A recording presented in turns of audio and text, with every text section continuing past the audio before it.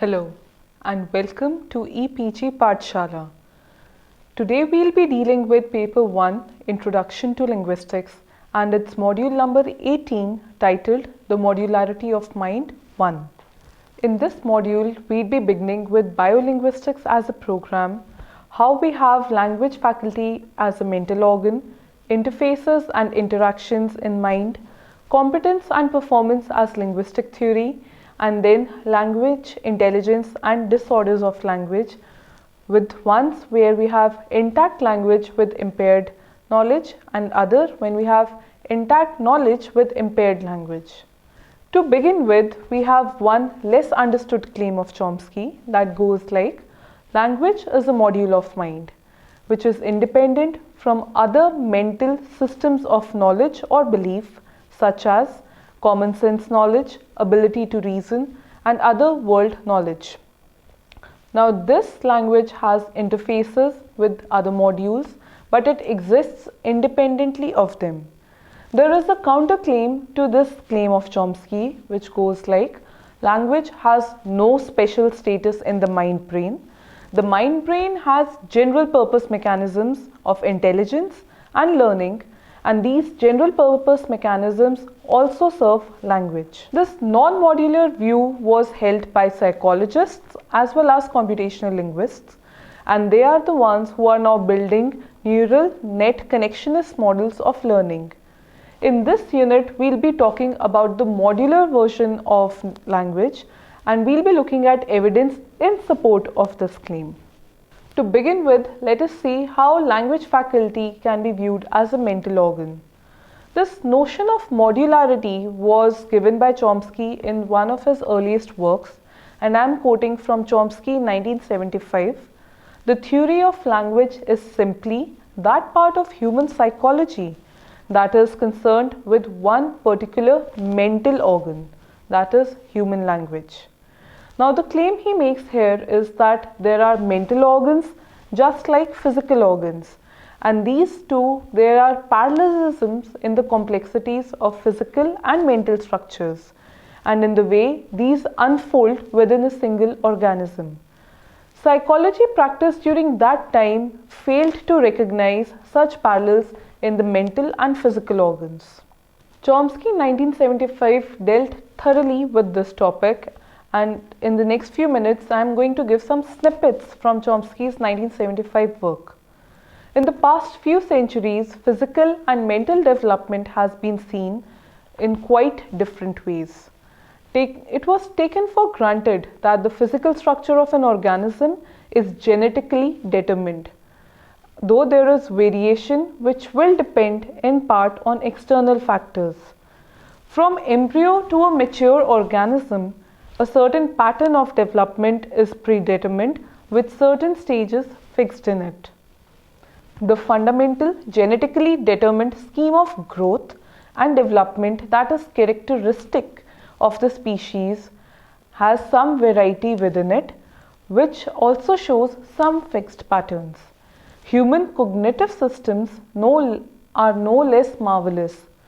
Then this begs the question, why is it that we do not study the acquisition of a cognitive structure such as a language more or less like we study some complex bodily organs? In 1968, Chomsky had criticized as a weakness or a defect the empiricist view that the belief that the mind must be simpler in its structure than any known physical organ. In 1975, Chomsky went on to state the theory of universal grammar, which is an innate property of the human mind.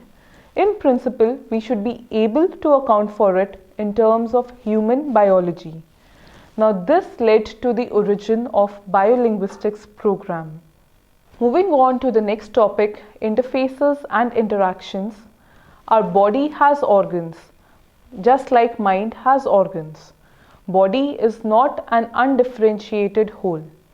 Pinker 1997 gave a statement that goes like, the organ systems of the body do their task because each is built with a particular structure tailored to that task. Now, organs of the body are not autonomous, they work together. And Pinker 1998 went on to state, but our organs, they are also integrated into a complex whole. So language faculty is one of the mental organs. What are the other mental organs that are candidates to be called a mental organ? Chomsky in 1975 hints at other cognitive capacities of human beings. For example, ability to recognize and identify faces, to determine the personality structure of another person on brief contact, to recognize a melody under transposition. Now, language faculty works in tandem with other cognitive capacities as well as sensory perceptual output systems. These output systems could be auditory articulatory system for speech or gestural systems for sign language. Our externalized language is a result of the interfacing of the language faculty with other cognitive and physical systems. Chomsky in 1975 gave a statement that goes like, a fuller version of the innateness hypothesis for humans will specify the various domains belonging to cognitive capacity. Alongside of the language faculty and interacting with it in the most intimate way is the faculty of mind that constructs what we might call common sense understanding, a system of beliefs, expectations, and knowledge. Now, language faculty constructs a grammar only in conjunction with these other faculties of mind. Knowledge of other cognitive domains, they are far behind than the knowledge of nature of language. And any current hypothesis about these other cognitive domains, they stand to be vague in nature. As a result, we can't investigate their interaction with language with any seriousness.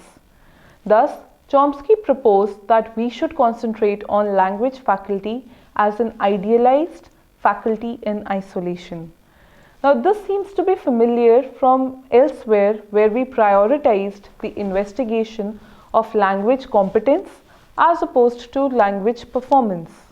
Now, let's talk about competence and performance in linguistic theory.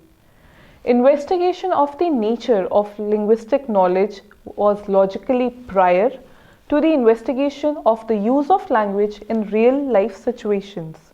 To understand why this is so, let us look at the notions of competence and performance once again so that we can explicate their psychological correlates. We know that language associates sound and meaning in a systematic way. Chomsky in 1968 went on to say that to have command of a language is to be able to, in principle, understand what is said as well as to produce a signal which has an intended systematic semantic interpretation. One is said to have developed a specific linguistic competence when he has internalized the system of rules which determine the intrinsic meaning that a sentence has. Chomsky in 1968 stated that actual performance does not simply reflect the intrinsic sound meaning correlate established by the system of linguistic rules. Performance actually involves other factors too, and these extra-linguistic beliefs, the other factors too, which are like the extra-linguistic beliefs concerning the speaker and the situation, cognitive structures, for example, memory restrictions, as well as time and perceptual strategies. Chomsky suggested that then a performance model of language incorporates a competence model of language. There is a very important quotation in Chomsky 1968 that goes like, performance provides data for the study of linguistic competence. In studying the behavior of a complex organism, it will be necessary to isolate such essentially independent underlying systems as the system of linguistic competence, each with its intrinsic structure for separate attention. Now, this quote appeared originally in the appendix to Erich Lenneberg's monumental work, Biological Foundations of Language. Moving on to our next topic, language intelligence and disorders of language. Till now, what we have been talking about presented a logical argument for modularity of mind and the idealized notion of linguistic competence as a mental module. Now we will be looking at a powerful empirical argument for modularity and for language as an independent module of the mind, and this will be provided by studies done on language disorders or impairment. Normal language acquisition shows that there is a double dissociation between language and normal intelligence, because we can have intact knowledge of language coexisting with an impaired intelligence, as well as we can have an intact intelligence coexisting with an impaired language. Let us look at some cases one by one. The first case we will be looking at is that of Christopher, an idiot savant.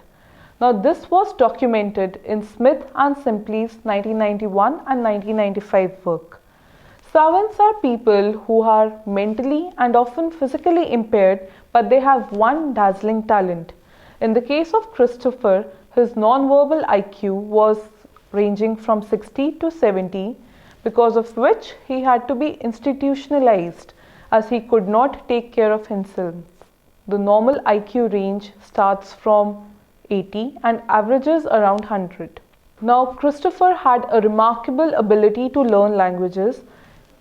He knew a total of 17 languages, out of which he knew 4 of them to a high degree of proficiency, namely French, German and Spanish, along with modern Greek, besides his native English. He knew others well enough to provide reasonable translations into English of short texts from these other languages. 1994 notes that fluent grammatical language can in fact appear in many kinds of people with severe intellectual impairments like schizophrenics, Alzheimer patients, autistic children and some aphasics. The second case that we will be looking at is that concerning children with Williams syndrome. Children with this syndrome understand complex sentences and can correct ungrammatical sentences at a normal level. Pinker also notes that they are fond of unusual words. For example, if given a task to name some animal, they would provide you with unusual animal names like unicorn, water buffalo, sea lion, saber-toothed tiger, etc., and not your simple cow buffalo. The third case that we are looking at is the case of children with hydrocephalus. Now, hydrocephalus involves distending the brain from within. Children which have hydrocephalus, they are significantly retarded, but they have unimpaired language skills, and it is their fluency in language that leads for them being called a chatterbox syndrome for their condition. Researchers Lorraine Obler and Chris Gerlos also had done a case study on an Italian 9-year-old with an IQ of 47 who could not only speak normally but also read aloud remarkably well for his age. Despite extremely poor abilities in many neuropsychological areas such as copying figures and memory for numbers, his spoken language was normal for expression. He was also considered to be the best speaker in his class when reading aloud tasks were involved. It's important to note here that reading aloud or decoding written language is not the ability to read for meaning. Was that of hyperlexics. Hyperlexics are children who apparently teach themselves to read at a very early age with no evidence that they comprehend what they are reading. Interestingly, these children invariably suffer from autism. Now, reading itself is a modular mental ability involving many subcomponents of the mind. The mental activity of decoding a written pattern into sounds is only one of the cognitive components of the reading. Moving on to our next topic, that is intact intelligence with impaired language. And we'll be looking at one specific case of it, that's the specific language impairment, SLI. Now, aphasia is a cover term which is used for a family of language impairments. Patients suffering from aphasia, they have language difficulties without cognitive impairment. Such patients produce only sparse and disconnected words, but they have no trouble in a non-verbal test of IQ. Neither do they have any trouble cooking or walking a complex route home. Specific language impairment, or SLI, is a disorder of language which runs in families, because of which it is thought to have a genetic basis. They speak somewhat slowly and deliberately, carefully planning out what they will say next.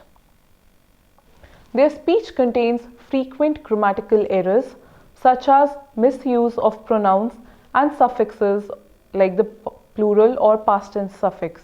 To give you an example, speech produced by SLI patients is on your screen. She remembered when she hurts herself the other day. The neighbors phoned the ambulance because the man fall off the tree. Their SLI patients report that ordinary conversation is strenuous for them, and they would avoid such situations if possible where they must speak. The sentences given on screen were provided by K family, which is the family studied by linguist Myra Gopnik and her team for the study done on SLI. To summarize what we have dealt with in this module, we saw that the mind is not an undifferentiated whole. Just as the body has specific organs with specific functions, the mind may have specialized modules to perform particular specific tasks that are natural to humans. These tasks might include the ability to recognize faces, to identify a tune and its variations, to handle mathematical concepts about numbers and the geometry of space. Language, in the sense of knowledge of language, is only one of the mental modules. The use of language in real life involves other mental abilities such as memory and common sense knowledge. We differentiate linguistic competence, or the formal knowledge of language as a system in its own rights, from linguistic performance, which allows our linguistic knowledge to manifest itself in use by interacting with other systems, both cognitive and articulatory perceptual in nature. However, language is relatively well theorized and investigated system of knowledge compared to these other knowledge systems that we have been talking about. The double dissociation between language and other forms of cognition is apparent in the preservation of language in the face of cognitive disabilities on the one hand, and on the other hand in impairment of language in the face of intact cognition. I hope all the topics that we have been dealing with in this module are clear enough now, and this leads to a better understanding of modularity of mind and the origin of biolinguistics program. Thank you.